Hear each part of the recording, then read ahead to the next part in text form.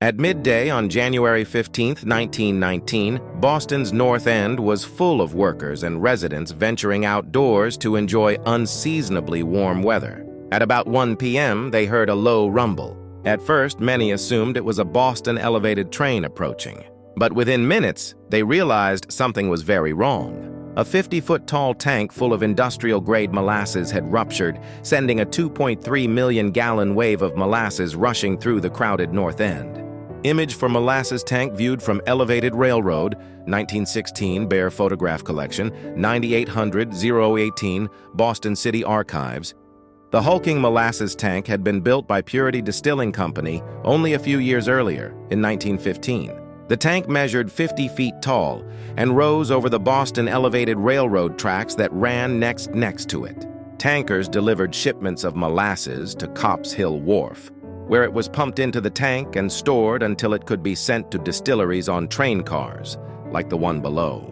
Image for Purity Distilling Company train car, November 1916. Beer Photograph Collection, 9800-018.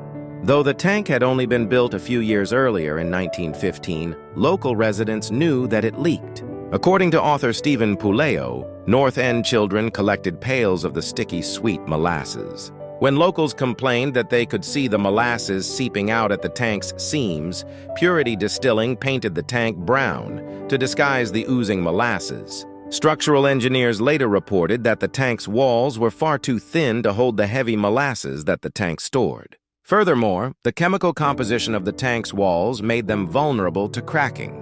On January 15, 1919, a combination of the tank's shoddy construction, a sudden temperature change, and a large new shipment of molasses resulted in a rupture of the tank's walls. The wave of molasses rushed through the North End at about 35 miles per hour. It knocked an elevated train off of its tracks, crushed buildings, moved a firehouse and other buildings off their foundations, and suffocated both humans and animals. The crumpled pieces of the tank littering the debris field showed the force of the molasses wave. Rescuers, including the Boston Police Department, cadets from the USS Nantucket, docked nearby, and the Red Cross, rushed to the scene. Despite heroic efforts, the molasses killed 21 people and injured 150. Most of the deceased were laborers and drivers working at the North End paving yard and Copp's Hill Wharf. However, the deceased also included Pasquale Iantosca and Maria D'Estasio, two 10-year-olds who had been out enjoying the unseasonably warm day, and George Leahy, an Engine 31 fireman who had reportedly just gone to bed before the molasses hit his firehouse.